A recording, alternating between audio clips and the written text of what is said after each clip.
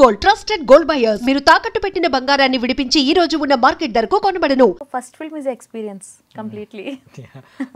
అంటే బడ్జెట్ ఎంత అయిందో చెప్పొచ్చు? బడ్జెట్ అనుకున్న దానికి డబుల్ అయింది. అనుకున్నది ఒకటి మేము అయితే భూపాల్లో చేసాం ఇది సబ్సిడీ కోసం అని చెప్పి. సో ఒక లిస్ట్ వేసుకుని వెళ్తాం కదా, అంటే మనం అప్రాక్సిమేట్లీ 1.5 అనుకున్నాం అనుకోండి, దానికి డబుల్ అయ్యింది మొత్తానికి మాకు. పెరిగింది. బట్ హ్యాపీ దట్ ప్రొడక్ట్ అంత బాగా వచ్చింది. అంటే మాకు ఇట్లా హెల్ప్ చేస్తామని వచ్చిన వాళ్ళు వెళ్ళిపోయినప్పటికీ తీసిన మూవీని ఆ క్వాలిటీని తగ్గకుండా చేసాం కాబట్టి ఈ రోజు నేను ఇంత ధైర్యంగా రిలీజ్ చేయగలను. ఇప్పుడు హెల్ప్ చేస్తామని వచ్చిన వాళ్ళు జస్ట్ ఇన్వెస్టర్సా లేదు ఏదైనా ఒక మంచి బ్యానర్ ఒక ప్రొడక్షన్ హౌస్? రూపాయి నాదేనండి ఇందులో. ఈవెన్ ఒక రూపాయి పెడితే ఆ రూపాయి కూడా నేనే పెట్టాను. సో హెల్ప్ చేద్దాం అన్న వాళ్ళు ఏంటి, జస్ట్ హెల్ప్ చేద్దాం అన్న వాళ్ళు ఏంటంటే వాళ్ళు ఎలా వచ్చారు అంటే, మేము ఉన్నాం కదా, సో ఇక్కడ భూపాల్లో ఇలా సబ్సిడీ ఇస్తున్నారు, సో మనం కలిసి ఒక మూవీ చేద్దాము, మేము మొత్తం మీకు టీమ్ని లేదంటే అక్కడ సబ్సిడీకి సంబంధించింది హెల్ప్ చేస్తాము, దీన్ని రిలీజ్ చేయాలి కదా, మెయిన్ టాస్క్ రిలీజ్. చాలా సినిమాలు చేస్తున్నారండి, అది రిలీజ్ అవ్వట్లేదు. సో రిలీజ్ చేయడము, దాన్ని ఓటీటీకి పంపించడము, ఈ మార్కెట్ అంతా మేము చేస్తాము అని చెప్పి వచ్చారనమాట. సో మూవీ టైంలోనే కంప్లీట్గా మనీ అంతా మిస్యూజ్ అయ్యింది చాలా వరకు. అంటే నాకు ఐడియా లేకపోవడం వల్ల, నాకు స్మాల్ స్క్రీన్ అంటే ఐడియా ఉంది కానీ బిగ్ స్క్రీన్కి ఇది కొత్త కదా, ఓకే ఇవి ఉంటాయా అని నేను నేర్చుకోవడంలోనే చాలా లాస్ అయ్యాము. బట్ స్టిల్ ఏంటంటే అప్పుడు కూడా వాళ్ళు మనకు చెప్పిన దాంట్లో ఓకే ఇలా తక్కువలో కెమెరాస్ తీసుకోవచ్చు, ఇలాంటివి ఏమైనా ఉంటే ఎక్కడ కాంప్రమైజ్ అవ్వకుండా మేము కెమెరామ్యాన్ దగ్గర నుంచి డైరెక్షన్ దగ్గర నుంచి చేసే మూవీ అంటే స్టోరీ నాదే కాబట్టి నాకు ఒక ఐడియా ఉంది కాబట్టి ఆన్ స్క్రీన్ అయితే ఎక్కడ తగ్గకుండా చేసామన్నమాట. సో అది అంటే జస్ట్ ఒక ఫ్యామిలీ ఎంటర్టైనర్ రొమాంటిక్ ఫిల్మ్ మాత్రమే కాదు, ఒక మెసేజ్ అయితే లాస్ట్ లో ఇచ్చారు. ఆల్మోస్ట్ ఫుల్ కామెడీ ఫిల్మ్ అంది.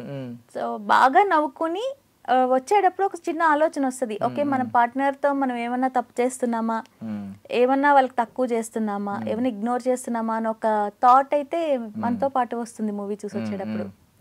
బేసికల్లీ అంటూ ఉంటారు కదా, ఐ మీన్ కపుల్ బాగుంటే, ఇంట్లో వీళ్ళ బంధం బాగుంటే ప్రపంచంలో అంతా బాగానే ఉన్నట్టు కనిపిస్తుంది. ఇంట్లో బాగోకపోతే ప్రపంచం అంతా దరిద్రంగానే కనిపిస్తుంది మనిషికి. అంటే ఈ మధ్యన ఇద్దరు కపుల్స్ మధ్యలో ఇంతకుముందు వేరే మనిషి వచ్చి గొడవ పెట్టడం అవన్నీ ఉండేది, ఇప్పుడు ఫోన్ ఒకటి సార్ చాలు. మనకేంటంటే మనం కూడా బయట నుంచి అలసిపోయి ఇంటికి వెళ్ళిన తర్వాత అంటే అప్పుడు ఓకే ఇవాళ మార్నింగ్ నుంచి ఏం జరిగిందని మనం చూసుకుంటున్నాం, కానీ మనతో ఉన్న పర్సన్ కూడా కొన్ని ఫీలింగ్స్ ఉంటాయి, వాళ్ళతో కూడా కొంచెం టైం స్పెండ్ చేయాలి. ఒక మూవీ చూస్తే టైం స్పెండ్ చేసినట్టు ఇలా అనుకుంటాం, కానీ ఎవ్రీడే మన పార్ట్నర్తో మనం కొంచెం టైం స్పెండ్ చేయలేదు అంటే దే ఫీల్ ఎలోన్ కదా, అంటే కలిసి ఉన్నప్పటికీ లోన్లీగానే ఫీల్ అవుతారు. సో ఈ కాన్సెప్ట్ కొంచెం లైట్గా టచ్ చేసాం అనమాట. సో ఈ పాయింట్ చెప్దాం అని చెప్పి మొత్తం అంతా ఐ మీన్ ఎంటర్టైన్మెంట్ వేలో చెప్పారు.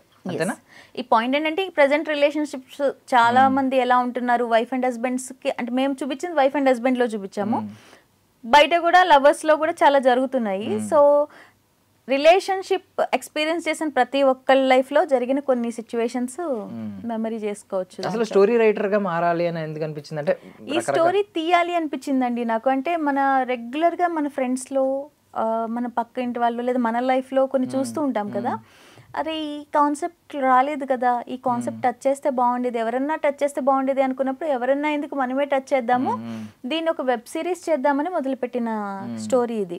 సో వెబ్ సిరీస్ కోసం అని చెప్పినప్పుడు నాకు ఒక వేరే సిరీస్కి ఒక రైటర్ కావాలంటే మాకు దేవేంద్ర గారు వచ్చారు. ఆయనకి సార్ నా దగ్గర ఒక స్టోరీ ఉంది, దీన్ని వెబ్ సిరీస్ లాగా మీరు రాసి ఇవ్వగలుగుతారా అంటే నాకు ఒక 1 వీక్ టైం ఇవ్వండి అని చెప్పి ఆయన తీసుకొచ్చారు. ఆయన తీసుకురావడం ఎలా తీసుకొచ్చారంటే ఎన్ని డేస్ షూట్, ఎంతమంది ఆర్టిస్టులు, వాళ్ళ కాస్ట్యూమ్స్ ఏంటి, మొత్తం ఎన్ని లొకేషన్స్ అవసరం అవుతాయి మొత్తం బ్రీఫ్ పట్టుకుంటే ఇంకా రెడీ టు గో అనమాట. అలా తీసుకొచ్చారు. చూసారు ఎంత బాగా రాశారు అని చెప్పి నేను మళ్ళీ చదివాను. మొత్తం చదివితే మొత్తం ఫన్ యాడ్ చేసి అసలు డైలాగ్స్ అయితే చాలా బాగా రాశారనమాట. చూసి అరే చాలా బాగా రాశారు, మీరు డైరెక్ట్ చేస్తారా అని అడిగితే నేను చేస్తానండి, నేను డైరెక్టర్నే, కాకపోతే మీరు ఆ ప్రాజెక్ట్కి రైటర్ కావాలన్నారని నేను రైటర్గా వచ్చాను అన్నారు. సరే మొదలు పెడదాము అనే టైంకి అవును ఇది వెబ్ సిరీస్లా చేద్దామంటే ఎక్కడ కట్స్ రావట్లే మాకు, ఎపిసోడ్ కట్స్ అనేది లేకుండా ఒక ఫ్లోలో వెళ్ళింది మూవీ అంతా. అప్పుడు అనుకున్నాం ఇది మూవీలా చేద్దాము, సో కట్ చేయకుండా అని చెప్పేసి అలా మూవీలోకి వచ్చాము అనమాట. డైలాగ్స్ బాగున్నాయి, అంటే ఏదో ఆక్సిజన్ సిలిండర్ ఆఫ్ చేసినంత కోపంతో వెళ్ళిపోతా. అయ్యో ఇవన్నీ జస్ట్ ఇలాగ అంటే మూవీలో ఎన్ని డైలాగ్స్ ఉన్నాయంటే బయటకు వచ్చాక మనం రెగ్యులర్ గా యూజ్ చేస్తామేమో అవి మాకు అలవాటు అయిపోయి మేము యూజ్ చేస్తున్నాం ఆల్రెడీ. అసలు ఎన్ని డైలాగ్స్ అంటే చాలా బాగుంటాయి. అసలు ఫ్రెండ్ అంటే చెడ్డీని దాచి మిడిలా ఉండాలి, ఏదో ఆయన చాలా బాగా రాశారంటే ఇద్దరు బాయ్స్ మాట్లాడుకునే టాక్స్ ఉంటాయి కదా, సో వాళ్ళిద్దరివి అయితే అద్దరగొట్టారనమాట. అంటే అదృష్టం ఏంటంటే ఒకప్పుడు మనం కమర్షియల్ సినిమాల్లో పవర్ఫుల్ డైలాగులే గుర్తుపెట్టుకునే వాళ్ళం. ఇప్పుడు ఈ సోషల్ మీడియా వచ్చిన తర్వాత మీమ్స్ లో చిన్న పెద్ద అని ఏం లేదు, అన్ని ట్రెండ్ అవుతున్నాయి. అసలు మేము నేను అనుకునే వాళ్ళం అనమాట, ఇది సినిమాలో ఎలా ఉన్నప్పటికీ ఇన్స్టాగ్రామ్ లో బాగా ట్రోల్ అవుతుంది, ఇక్కడ బాగా వెళ్తుంది, ఇది మీమ్స్ లోకి వెళ్తుంది అలా అనుకున్నాం. మేము ట్రైలర్ కట్ చేస్తున్నప్పుడు కూడా నాకు ఆ డైలాగ్స్ అన్ని పెట్టేయాలి అనిపిస్తుంది. డైరెక్టర్ గారేమో మేడం అన్ని బయటకు వెళ్ళిపోతాయండి, మూవీలో సర్ప్రైజ్ గా ఉంచుదామండి అని అలా పెట్టారనమాట. అప్పటికి 4-5 పెట్టాము, అవి కూడా బాగా ట్రెండ్ అవుతున్నాయి ఇప్పుడు. అండ్ మీరు ఒక వీడియో చూసానండి, ఒక ఇంటర్వ్యూలో మీరు చెప్పింది, ఐ మీన్ ప్రపంచం మామూలుగా మిర్రర్ లా ఉంటదని అందరూ అనుకుంటారు, ఇండస్ట్రీ కూడా మిర్రర్ లాగా ఉంటది, మనం లీనియన్స్ ఇవ్వకపోతే వాళ్ళ నుంచి ఏమి ఉండదు, ఫస్ట్ ఆఫ్ ఆల్ ఇక్కడ జాగ్రత్త పడాలన్నట్టు చాలా క్లియర్ గా చెప్పారు. అంటే ఇది ఏమన్నా స్ట్రాంగ్ ఏమన్నా ఎక్స్పీరియన్స్ చేసారా, ఎవరినన్నా చూడడం, ఎవరన్నా బాధపడడం మీ దగ్గర ఉంటుంది కదండి. ఇప్పటికి నేను ఇక్కడికి వచ్చి ఒక 18 years నుంచి వర్క్ చేస్తున్నాను. సో అంటే నేను ఆల్మోస్ట్ నా 6th 7th నుంచి నేను ఇక్కడే ఉన్నాను.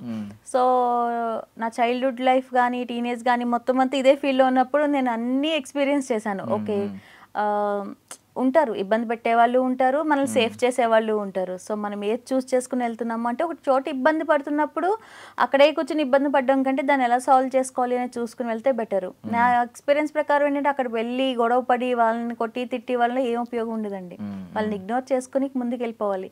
ప్రాబ్లమ్స్ అన్ని ప్లేసెస్లో ఉంటాయి, కాకపోతే మనం ఉన్నది సినిమా ఫీల్డ్ కాబట్టి కొంచెం ఎక్కువ కనిపిస్తుంది. బేసికల్లీ కొంతమంది పాపం నిజంగా ఆఫ్టర్ చేతులు కాలిన తర్వాత ఆకులు పట్టుకున్నాం అన్నట్టు అయిపోయిన తర్వాత వస్తారు ఆఫ్టర్ ఎఫెక్ట్స్, ఎలా నష్టపోయామని చెప్పి.